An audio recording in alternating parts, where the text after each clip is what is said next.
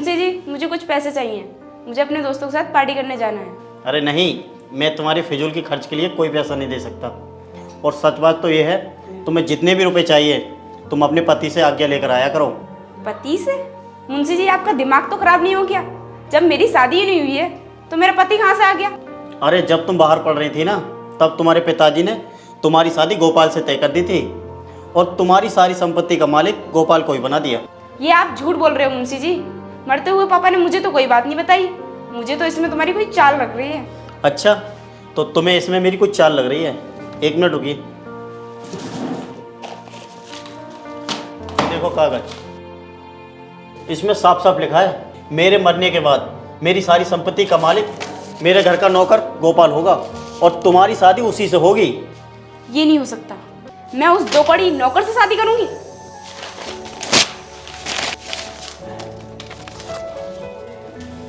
इससे क्या होगा? असली वसीयतनामा तो वकील साहब के पास है। देख लूंगी तुम्हें और उस दो कौड़ी के नौकर को।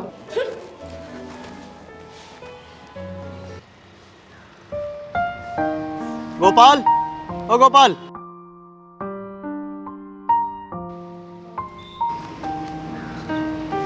बताइए मुंशी जी, क्यों बुला रहे थे? गोपाल, मैं तुम्हें एक खुशखबरी देना चाह रहा था। इधर आओ।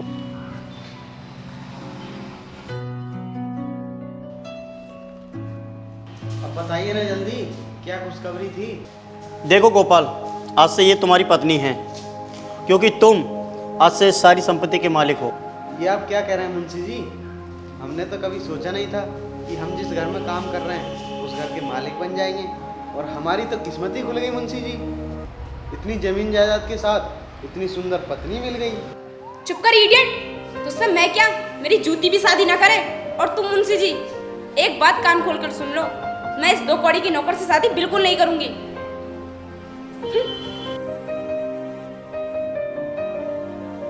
यार, मैं करूं भी तो क्या करूं? मैं उस देहाती गवार से शादी नहीं करना चाहती।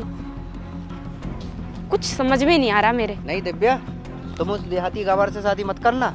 मैं तुमसे शादी करना चाहता हूँ। अरे यार, मैं इतनी बड़ी प्रॉब्लम में फंसी हुई हूँ, लेकिन तुम्हें अपनी पड़ रही है। मुझे कोई सोल्यूशन देना चाहिए तुम्हें। अरे यार दिव्या, अगर तुम्हें सारी संपत्ति चाहिए तो तुम्हें उस देहाती गवार से शादी करनी तो पड़ेगी। और इसके अलावा तुम्हारे पास कोई चारा भी तो नहीं है जो कि तुम अपनी सारी संपत्ति के मालिक अकेली बन सको। एक रास्ता है दिव्या, पहले तुम उस गरीब नौकर से शादी कर लो, उसके कुछ दिनों बाद सारी संपत्ति अपने नाम करके उसे डिवोर्स दे देना। अरे यार, तुम अपने मजाक करना बंद करो। मेरा तो वैसे ही दिमाग खराब है और तुम अपनी बकवास सुनाए जा रहे हो। दिव्या, ये ठीक कह रहा है। तुम्हारा शादी का नाम भी हो जाएगा और सारी प्रॉपर्टी तुम्हारे नाम भी हो जाएगी। उसके बाद उस नौकर का काम तो खत्म हो ही जाएगा। बहुत सिंपल सा सोल्यूशन है, मान जाओ ना।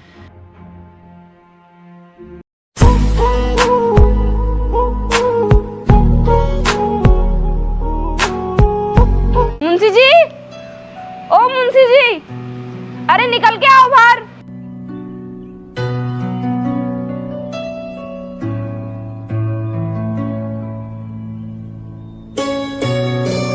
ये मैं क्या देख रहा हूँ? तुम दोनों ने शादी कर ली? आओ अंदर आओ, आओ। दिव्या, मैंने तो सोचा ही नहीं था कि तुम इतनी जल्दी मान जाओगी। अरे मुंशी जी, आपको भरोसा नहीं हो रहा? ये देखो कोर्ट के कागज।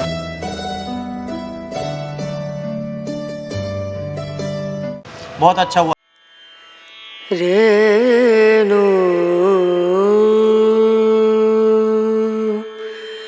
रना रना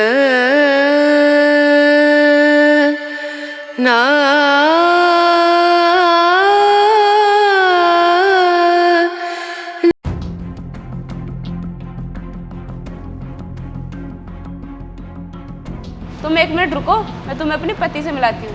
गोपाल, गोपाल।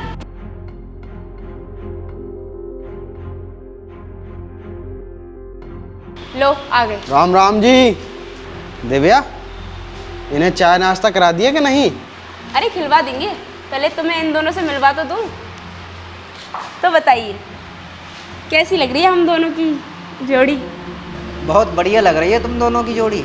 ऐसा लग रहा है जैसे बुलेट के साथ में एटलस को बांध दिया हो। कपड़े तो देखो जनाब के, ये सड़ी हुई पैंट और ये सड़ा हुआ गमछा। और भाई, इसकी शक्ल तो देखो, ऐसा लगता है जैसे कब से नहाया नहीं है। हाँ भाई, तू सही कह रहा है। इससे अच्छे तो कपड़े हमारे घर के नौकर पहनते हैं। मुझे तो लगता है भाई इसने दिव्या की दौलत को देखकर शादी की है, तभी तो ये फेविकॉल की तरह हर वक्त दिव्या से चिपका हुआ रहता है। चुप करो, ये मेरे पति हैं, कोई बाजा नहीं जो कोई भी आएगा और बजा के चला जाएगा। देखो तो कितना बुरा लग रहा है बेचारे को। देख, अगर तुझे मेरा पति बनकर रहना है ना, तो हमारी बातों का बुरा मानना बंद कर दे। मैं तो ये सोच रही हूँ कि इसे अभी इतना बुरा लग रहा है, जब कितना बुरा लगेगा जब इसे पता चलेगा कि तुम मेरे बॉयफ्रेंड हो। तुम्हें क्या लगता है तुम मेरी अपनी दोस्तों के सामने मजाक बनाओगी तो मैं क्या तुम्हें छोड़कर चला जाऊंगा? तुम शहर वालों के लिए शादी विवाह मजाक होगा, हम गांव वालों के लिए जन्मों जन्मों का बंधन होता है। अब ओए, अपनी औकात में रहकर बात कर। तू कुछ ज़्यादा नहीं बोले जा रहा है। अबे ओए, बंद कर ले अपनी इस गंदी जुबान को। तुझे क्या लगता है मैंने दिव्या से उसकी संपत्ति के लिए शादी की है? अगर तुझे ऐसा लगता है तो मैं थूकता हूँ तेरी इस गंदी सोच पर। और जब तक दिव्या मुझे अपने दिल से पति नहीं मानती है, तब तक मैं भी इसके घर को ससुराल नहीं, एक होटल मानता हूँ। हाँ दिव्या, ये सही कह रहा है। तुझे इसके जैसा खुददार पति कहीं नहीं मिलेगा। तुम हमारे बीच दीवार मत बनो। तुम हमारे यहाँ के कारोबार संभालने वाले मुनीम हो, कोई सलाहकार नहीं जो हर बात पे सलाह देने चले आते हो, समझे? और हाँ, मेरी एक बात कान खोल के सुन लो, मैं तुम जैसे घटिया आदमी के साथ एक पल भी नहीं रह सकती। मुझे अभी की अभी तलाक चाहिए। तलाक चाहिए तुम्हें? तो मैं भी तैयार हूँ, लेकिन तुम्हें मेरी एक बात माननी पड़ेगी। कौन सी बात? जल्दी बताओ। तुम्हें मेरे साथ चलकर मेरे गांव में 1 महीने मेरी पत्नी बनकर रहना पड़ेगा। बोलो मंजूर है? क्या कहा तुमने? दिव्या उस सड़े हुए गांव में जाएगी? कभी नहीं जाएगी। तो फिर भूल जाओ कि मैं तुम्हें कभी तलाक दूंगा। अगर तुम्हें तलाक चाहिए तो मेरे साथ चलना ही पड़ेगा। कितने गिरे हुए इंसान हो तुम, कितनी गंदी नीयत है तुम्हारी। यहाँ रहकर मेरा तन हासिल नहीं कर पाए तो मुझे अपने साथ अपने गांव ले जाकर अपनी ख्वाहिश पूरी करना चाहते हो? वाह, क्या प्लान बनाया तुमने। मैं तुम्हें तुम्हारी बगैर मर्जी के कभी हाथ तक नहीं लगाऊंगा। ये एक मर्द की जुबान है। अच्छा, ऐसी बात है तो मैं तुम्हारे साथ जाने के लिए तैयार हूँ, लेकिन मेरे साथ मेरे दोनों दोस्त भी जाएंगे। बताओ, मंजूर है? कोई दिक्कत नहीं है, जिसका भी मन करता है वो चल सकता है।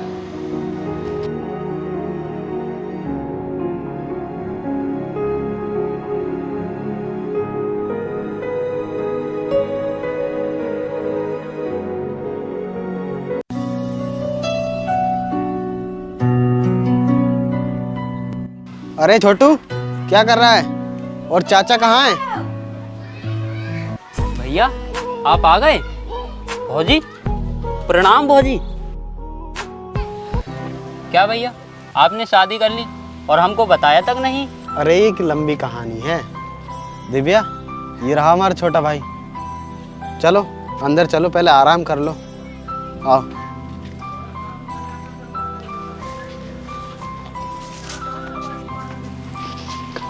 आओ, तुम सब इस पे बैठो।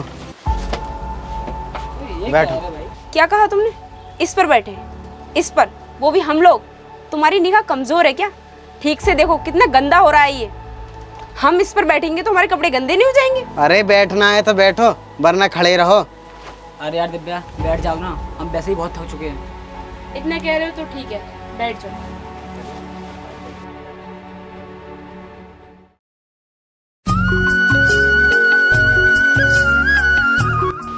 गोपाल, ओ गोपाल, कहाँ है? किधर चला गया तू? इतने दिनों के बाद आया और मुझसे बिना मिले ही चला गया। अरे चाचा, आ गए आप खेतों पर से इतनी जल्दी?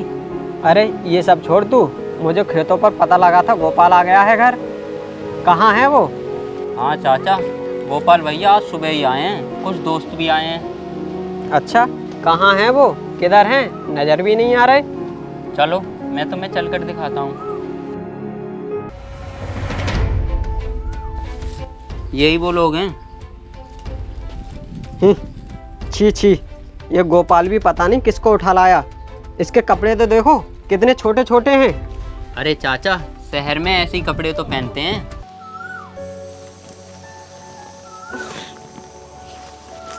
कौन है जो इतनी तेज तेज चीख रहा है? ठीक से सोने भी नहीं देता। भाऊजी, ये हमारे चाचा हैं, पैर छुओ इनके। ये क्या बकवास कर रहे हो? कितने गंदा आदमी है। कपड़े तो देखो इसके कितने गंदे हो रहे हैं और कितनी स्मेल आ रही है इसके अंदर से। और तुम क्या कह रहे हो मैं इसके पैर छूऊं? ए लड़की, इस घर की बहू बनकर आई है तू, अपनी मान मर्यादा में रह के बात कर। ए, अब तू मुझे सिखाएगा कि मुझे कैसे बात करनी है कैसे नहीं? अरे छोड़ो भाजी, ये क्या कर रही हो तुम? छोटू, गोपाल से कह देना इसे घर में रहना है तो अपनी मान मर्यादा में रहे, ना इसके साथ साथ गोपाल को भी घर से निकाल दूंगा। ठीक है चाचा जी, मैं गोपाल भैया से कह दूंगा।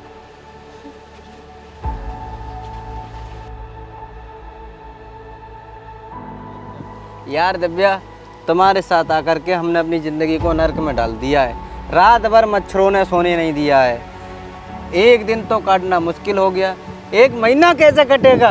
तुम लोग चिंता मत करो, मैं इन लोगों को इतना परेशान कर दूंगी कि ये परेशान होके हमें खुद शहर छोड़ के आएंगे। अब सारी बातें छोड़ो, नहाने चलते हैं, वरना हमारे अंदर से भी इनकी तरह बदबू आने लगेगी। चलो यार।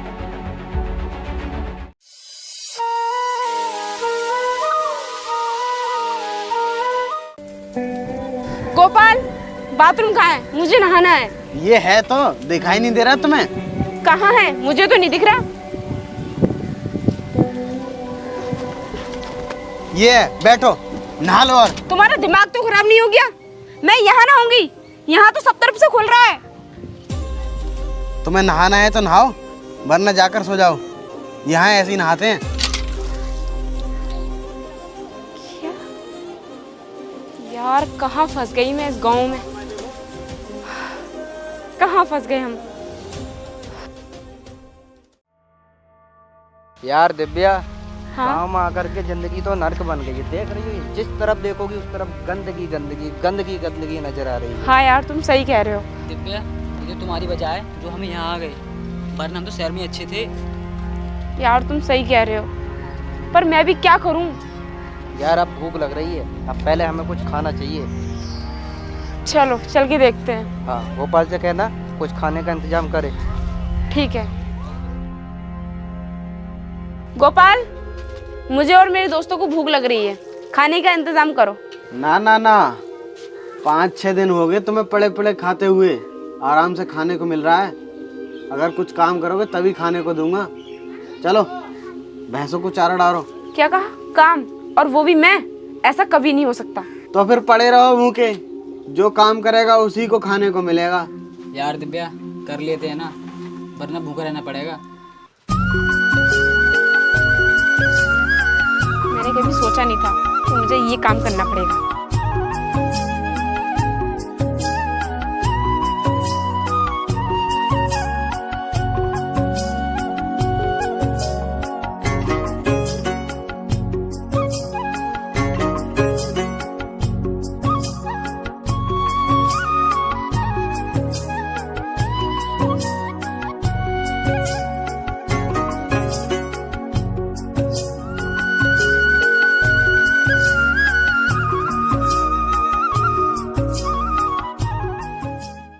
दिव्या यार, आखिर हम कब तक इस गंदगी में घुटते रहेंगे?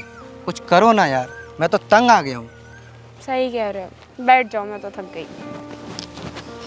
मैं खुद परेशान हो गई। दिव्या, अगर तुमने कुछ नहीं किया ना तो हम तुम्हें अकेला छोड़कर चले जाएंगे। तुम दोनों ऐसी बातें करके मेरी प्रॉब्लम को कम करने की जगह बढ़ा रही हो। एक तो ऐसे तैसे इस जगह पे मुझे घूमने के लिए मिला, और उसमें भी तुम दोनों में दिमाग खराब करने वाली बातें कर रहे हो। अच्छा तो दिव्या, हम कुछ ना कुछ करते हैं। चलो चलते हैं फिर। हाँ यार।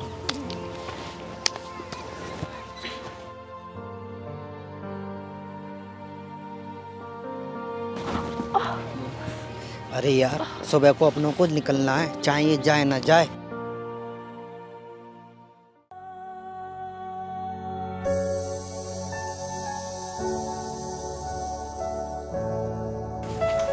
रुको, कहाँ जा रहे हो अकेले अकेले? मुझे भी साथ लेके चलो ना, मैं भी बहुत परेशान हो गई यहाँ। नहीं, तुम अकेली नहीं जा सकती, मैं भी तुम्हारे साथ चलूंगा। तुम बस यही रहो और मरो। ना ना ना, हम अकेले थोड़ा ही मरेंगे, तुम्हें भी साथ में लेके मरेंगे। और अभी तुम्हें 5 ही दिन हुए हैं यहाँ आए हुए, अभी शर्त के मुताबिक तुम्हें और रुकना होगा। दिव्या, तुम ही रहो यहाँ पर, हम यहाँ पर एक पल भी नहीं रुक सकते, क्योंकि यहाँ पर हमारा मच्छरों ने सारा खून चूस लिया है। कितनी गंदगी रहती है। धर्म, तुम तो मुझसे प्यार करते हो ना, मुझे अकेला छोड़ के कहाँ जा रहे हो? मुझे अपने साथ ले चलो ना। अरे जान बची तो प्यार तो फिर भी कर लेंगे, अगर हम यहाँ एक पल भी और रुके ना तो बगैर सांस लिए ही मर जाएंगे। चल भाई चलते हैं। धर्म रुक जाओ, मुझे छोड़ के मत जाओ।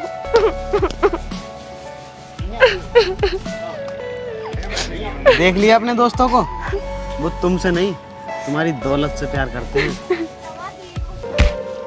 चुप कर जाहिल गवार, दौलत के लिए तो तुमने मुझे फंसाया है। तुमने मेरी सारी संपत्ति हड़पने के लिए ही तुमने मुझसे शादी की थी।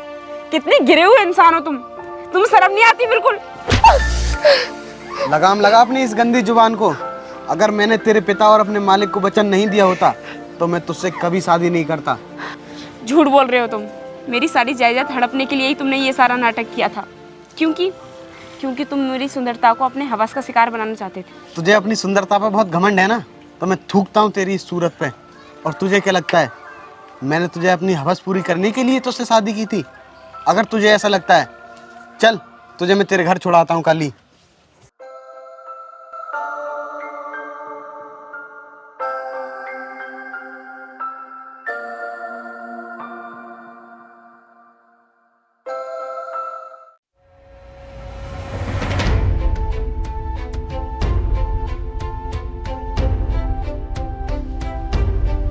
अरे दिव्या, तुम साड़ी में बहुत ही ज़्यादा सुंदर लग रही हो।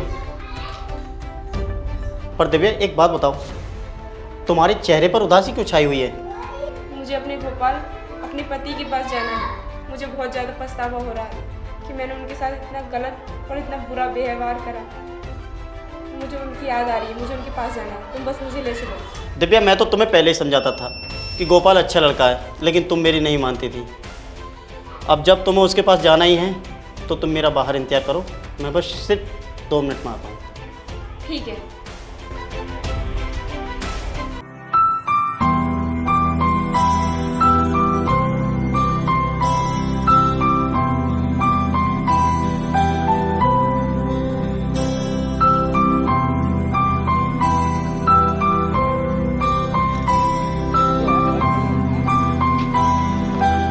अरे दिव्या, तुम अब मुंशी जी के साथ तुम वापस क्यों आ गई? गोपाल, मुझे सब कुछ समझ में आ गया है। तुम बहुत अच्छे इंसान हो और तुम्हारे जैसा इंसान मुझे ज़िंदगी में नहीं मिलेगा। मैंने तुम्हारे साथ जो कुछ भी किया, मुझे उसके लिए माफ़ कर दो। अब मैं हमेशा के लिए तुम्हारी वाइफ बन के रहना चाहती हूँ। हाँ गोपाल, अब ये पूरी तरह बदल चुकी है। ये तुम्हें कभी धोखा नहीं देगी। मैं चाहता हूँ कि तुम इसका अच्छे से ध्यान रखना, समझे? गोपाल, मुझे माफ़ कर दो। गोपाल, अब तुम एक गरीब नहीं बहुत अमीर बन चुके हो, क्योंकि इनकी सारी संपत्ति के मालिक अब तुम ही हो। अच्छा, तो मैं चलता हूँ, तुम दोनों अपना अच्छे से ध्यान रखना।